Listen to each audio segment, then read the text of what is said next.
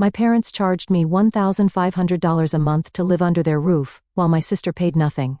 When they discovered I bought a house in cash and left, they went ballistic. The envelope sat beside my plate like a threat dressed in white. My name typed in capital letters, centered, no handwriting, no warmth, just sterile precision. Dad didn't even look at me when I opened it.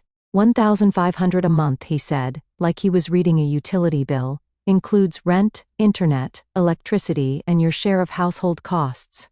I blinked at the itemized list. $900 base rent, $200 utilities, $400 household contribution. At the bottom, due on the 1st, late fees apply. Next to me, Aspen twirled her pasta. Her nails were freshly done, her phone screen glowing with some influencer's skincare routine. She didn't even glance up, but Aspen doesn't, I began. She's still figuring out her direction. Mom cut in smoothly, her voice honeyed. You have 2 jobs, Leona, you're stable, it's time you learn adult responsibility. I'm stable because I haven't had a day off in 6 months. Because I work from 8 to 4 at the bank, then sprint across town to serve tables until midnight. Because I clip coupons and skip breakfast and live in the room I painted when I was 10. I looked at the invoice again. Every number hit like a judgment. When does this start? I asked quietly. Next week, Dad replied. We trust you can manage that. Mom's fork tapped the rim of her glass. And just so we're clear, late payments come with a $50 fee. It's how the real world works. I nodded. Because what else was I going to do? I folded the paper carefully, slipped it into my pocket, and excused myself before the weight in my chest cracked something open. Upstairs, I opened my laptop and checked my bank balance. Not great, but not empty. I stared at the screen for a long time. Then I opened a new spreadsheet, labeled it rent receipts, and started typing downstairs. Aspen laughed at something on her phone. I added another column: expenses they don't pay. I was learning, just not the lesson they thought they were teaching. And when I opened my credit card statement, I saw her name on the account. By the end of the week, I'd worked 5 bank shifts, 3 closing shifts at the restaurant, and eaten exactly 4 full meals. My wrists ached from carrying trays. My legs throbbed from standing too long, and my inbox was a mix of overdraft alerts and reminders about rent. When I came home Friday night, Aspen was draped across the living room couch, wearing one of my old sweatshirts like it was hers. The TV played a rerun of some dating show. On the coffee table sat an Amazon package with my name on it, addressed to me, purchased by someone else. Aspen, I said, holding up the package. Did you use my card again? She didn't even blink. You said I could once. That was months ago. For textbooks, she shrugged. Well, you never changed the login. I stared at her, waiting for even a hint of apology. None came. Just the sound of canned laughter from the television. Mom walked in from the kitchen, wiping her hands on a dish towel. What's going on? She's still using my credit card, I said. Quietly. Mom sighed like she was already bored of the conversation. Leona, Aspen's trying to find her path. You're the one with steady income.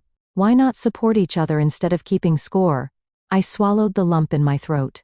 They didn't see it as theft. They saw it as expected. Natural. I earned. She consumed balance in their eyes. That night, I sat on my bed and scrolled through my bank app. There were charges I didn't recognize: cosmetics, streaming subscriptions, meal kits, none of them mine. All of them billed to the card linked to our shared family Wi-Fi account. I clicked open my spreadsheet and added a new tab, Aspen's charges. Then I opened a new browser tab and typed how to dispute unauthorized family credit card use. I didn't press enter instead. I opened another tab and searched how to open a high-yield savings account. I opened the account during my lunch break on a Tuesday. Not at the branch where I worked, too visible, but at a credit union across town. I used my work email, set up a new P.O. box for correspondence, and funded it with the small bonus I'd earned last quarter for meeting quarterly targets. $1,000, a quiet start. That night, I updated my spreadsheet, tab by tab: rent payments, utility contributions, groceries I'd bought without being asked. I created color-coded columns: green for confirmed payments, yellow for disputed charges, red for Aspen's digital footprints on my accounts. Every click felt like reclaiming a breath. 2 days later, I was balancing deposits at my teller window when Ezra leaned over the divider with his usual lazy grin. "You look like you're preparing for court."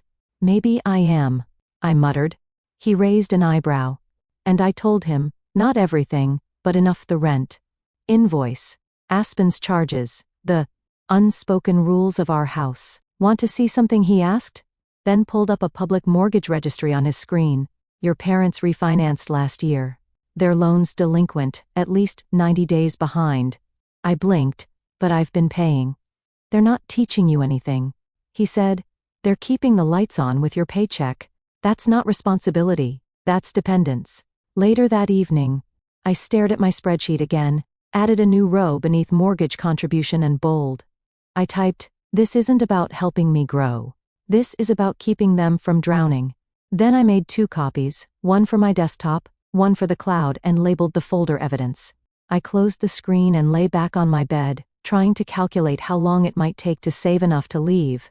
The number was too big, the hours too many. But I wasn't just working anymore. I was recording and recording. I was learning. Could be its own kind of resistance. It started with Ezra sliding his phone across the break room table during a late lunch. "Look at this," he said. "Foreclosed 3-bedroom, decent neighborhood, priced way under market because the owner's desperate to sell." I expected a fixer-upper, but the pictures showed hardwood floors, clean windows, even a small backyard. It wasn't glamorous, but it looked possible. "I can't afford a house," I said, though my voice faltered in its certainty. Ezra shrugged. "Not today, but maybe not as far off as you think. You've been saving." "Right." I nodded slowly. The number in my secret account climbing higher each week. Not enough for a dream home, but maybe enough for a foothold that night. After my shift at the restaurant, I stayed up late reading everything I could find: how to buy a home through an LLC, ways to keep real estate purchases private, protecting personal identity and public records. By morning, I had a plan. Mrs. Vega, a longtime client from the bank and a semi-retired real estate agent, met me at a corner cafe. She'd always been kind, quietly observant, never nosy when I told her what I needed. She didn't flinch. "We'll set up a shell LLC," she said. "You'll be the sole member, but your name won't be on the purchase paperwork, just to Vanquish Properties LLC." I smiled at the name. "Why Vanquish? You picked it," she said, smirking. "It was the first thing you wrote when I asked what this was really about." I didn't remember writing it, but I liked the way it sounded. Strong. Final. The paperwork moved fast. Ezra helped me draft the financials. Mrs. Vega handled the filings, and by the following week, I had a folder labeled with the LLC's name and a checklist titled Operation Exit. Each night, I packed a few boxes: clothes, books, old sketch pads, anything I didn't want left behind. I kept them in the trunk of my car and drove them to a storage unit during lunch breaks. Nobody asked where my bookshelf went. Nobody noticed my closet thinning out. Aspen was too busy with her ring light and haul videos, and my parents. They just assumed I was tired. They weren't wrong. I was tired, but for the first time, it didn't feel like surrender. It felt like planning. I chose a Tuesday. Everyone would be out. Aspen had a Pilates class she only half attended but never skipped. Mom's book club met at the community center. Dad played racquetball with men who laughed too loud and clapped each other on the back like they were still in high school. I'd rehearsed the timing. Down to the minute, Ezra helped me load the heavier boxes into his trunk that morning, under the excuse of a ride to work. The rest, my toiletries. The last drawer of clothes. My laptop fit neatly into the back seat of my car. I left my key on my nightstand. On the kitchen table, I placed a single sheet of paper folded in half. The front read simply, Leona. Inside, as of today, I am moving out. Rent is no longer due. The internet and all other services attached to my name will be disconnected within 24 hours. Please forward any mail to the address on file with the bank. No emotions, no explanations, just the facts. I stood in the doorway for a second, letting the silence of the house settle into my chest. The hallway smelled like the lemon cleaner Mom always used, and Aspen's door was cracked open. Spilling lavender light from her salt lamp, my old trophies still lined the mantel debate. Science fair, perfect attendance, things I had outgrown. but they had kept on display like proof they'd raised someone useful. I shut the door behind me without looking back. In the car, I opened my phone and went down the list. Mom, block, Dad, block, Aspen, block. The silence that followed was immediate, like switching off a machine that had been humming just beneath my skin for years. Later that afternoon, Mrs. Vega called. "Your offer was accepted," she said. "Vanquish Properties officially owns the listing. We'll close in under 30 days. I pressed my forehead to the steering wheel and closed my eyes. Not relief, not yet, but the quiet knowledge that the exit wasn't just a fantasy anymore. It was concrete. It was mine. I parked the car outside my temporary sublet, a small guest room at Ezra's sister's place, and carried in the first of my things. That night, I slept without earplugs. No upstairs pacing, no Aspen shouting on her phone, no laundry machine running past midnight, just breath and stillness in the next morning. When I checked my savings, I added a new line beneath the total. Final rent paid none. They found me faster than I expected. The letter must have arrived that morning, a plain envelope, black ink, addressed to current resident, inside. A formal notice the mortgage on their home had officially transferred to Vanquish Properties LLC. Effective immediately, Mrs. Vega texted me a photo of my mother's face as she retrieved the mail, pale, open-mouthed, clutching the paper like it might bite her. My father stood behind her, scanning the page with tight, angry eyes. By evening, they were at my door. I watched them through the peephole. My father in a stiff polo shirt, jaw clenched. My mother wringing her hands, Aspen behind them, arms crossed, sunglasses perched on her head like armor. I opened the door halfway, stepping into the threshold. "Leona?" Mom began, voice light, like nothing had happened. "We got a letter. Some company took over the mortgage. We think there's been a mistake." "There hasn't," I said. Dad's brow furrowed. "You know anything about Vanquish Properties?" "I do." I didn't say more. I didn't need to. Mom shifted, glancing nervously at Aspen. "Sweetheart, Aspen's going to need a place to stay while we figure this out. Just temporarily. You've always been so responsible." I nodded thoughtfully. "Garage couch, $1,500 a month. Late fees apply." Aspen's head snapped toward me. "Are you serious?" "Dead serious," I said. "You taught me well." Dad's face went red. "This isn't a game, Leona. We're your family." I tilted my head. "So were you. When you handed me a typed invoice and called it love." Mom's voice cracked. "We didn't mean to. I know exactly what you meant to do." I said, and I learned. I stepped back inside and closed the door. Their voices muffled through the wood. No yelling, no pounding. Just the hollow quiet of people who had finally run out of control. I stood still for a moment, then turned and walked to the small table where my laptop waited. The folder labeled Mortgage Documents was already open. I added a new file beneath it. Interaction log first visit. I didn't invite them back. They showed up again anyway. This time they didn't knock right away. Just stood at the edge of the porch like they were waiting for permission. I opened the door slowly and didn't step aside. "We need to talk," Dad said. "I figured." I replied. I walked into the house without saying anything else. They followed. I led them to the kitchen where 3 chairs were already arranged and a manila envelope sat on the table. I sat first, then slid the envelope toward them. Mom opened it. Inside were 2 years of records. Every rent payment, every late fee, utility splits, grocery receipts, credit card charges under Aspen's name. It took them minutes to realize what they were looking at. I kept every single document. I said, "Because you taught me to." Aspen sat stiffly, arms crossed, pretending not to read over Mom's shoulder. Dad stayed silent until he spotted the last page, the property deed. "What is this?" he asked. Voice flat. "It's the deed to your house." I said, "Vanquish Properties owns it now." His eyes scanned the page, then scanned it again. "This is real." "Yes. But how you gave me an education, and I put it to use." He gripped the table. His shoulders slumped forward slowly, like a man unraveling. "We were trying to make you stronger. You made me silent." I said, "You made me tired, but I learned to document. I learned to survive, and I learned to win." Mom reached across the table. her fingers trembling. "Leona. Please," I stood. "The mortgage is under a legal entity. You'll receive a new payment schedule next week. If you want to negotiate, use the email listed on the letter you received." Dad's eyes didn't leave the deed. His hands were still shaking. I walked them to the door, opened it, and waited until all three stepped outside. Aspen said nothing before I shut the door. I handed Mom the envelope. "You'll need this," I said. "It's everything you taught me." The room I chose faced east, so it caught the morning sun in full.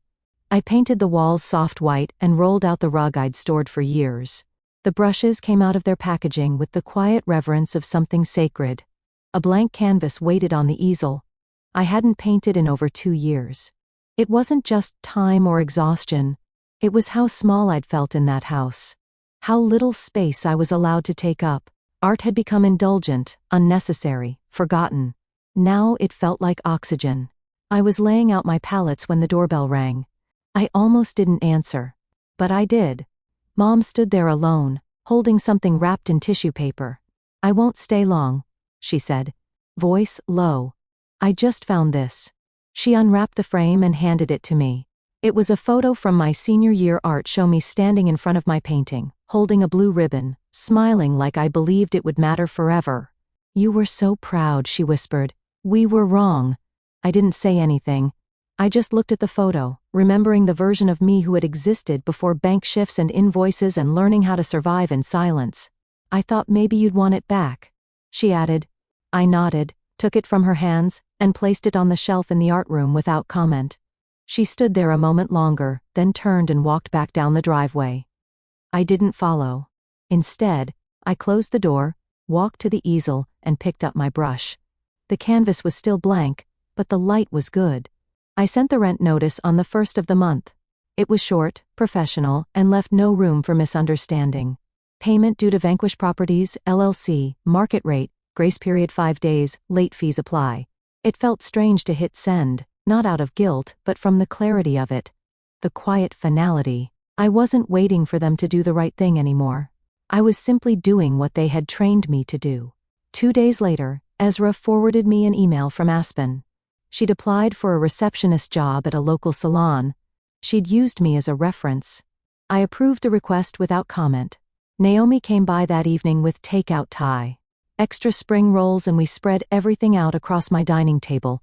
Ezra showed up an hour later with cold sodas and a printout of the LLC's first quarterly report. "You're technically profitable," he said, raising a brow. "Didn't think your revenge arc would turn into a functioning business." I laughed, really laughed, and leaned back in my chair. "They taught me to collect receipts," I said. "I just took it a little further." Naomi grinned. "Maybe too far, maybe not far enough." Ezra added, "We clinked glasses and toasted to bad beginnings with better endings." Later, when the dishes were cleared and the house had gone quiet, I opened the drawer of my filing cabinet and slid the rent notice copy into a folder marked sent. It was the first document I'd created without fear attached to it. The house was quiet, my account was stable. My brush sat clean beside a canvas half covered in deep orange and ash blue. Tomorrow, I'd finish it. But tonight, I simply let the silence be mine. The studio smelled like new beginnings, fresh paint, unfinished wood, a hint of turpentine that reminded me of college. I stood in the center of the space, sunlight pouring in through tall windows, and let myself take it in, all of it, mine. I'd signed the lease under Vanquish Properties. The LLC had assets, now steady income from a mortgage they thought would break me instead. It built this. I unpacked the brushes first, lined them up by size, by memory. I hung the photo Mom gave me near the entrance, not for sentiment, but for witness, a record of who I used to be before I became this version of myself. When I dipped the first brush into color, my hand didn't tremble. I painted through the afternoon, broad strokes, no plan, just movement. The light shifted, the shadows stretched. My phone buzzed once from the counter, and I wiped my hands to check it. A message in the family group chat. Unread since I left. "Are you coming to dinner? We need to talk. Aspen's hours got cut. We're trying to catch up. Don't forget the mortgage is due." I stared at it for a moment. Then typed, "Rent is due on the 1st. Late fees apply." Then I blocked the thread. No more explanations. No more negotiations. Just quiet. I turned off the phone, placed it in the drawer beneath the canvas table, and stepped back to look at what I'd created. It wasn't finished. It didn't need to be. The silence in the studio wasn't empty. It was earned. And as I picked up the brush again, I knew this wasn't revenge. It was returned.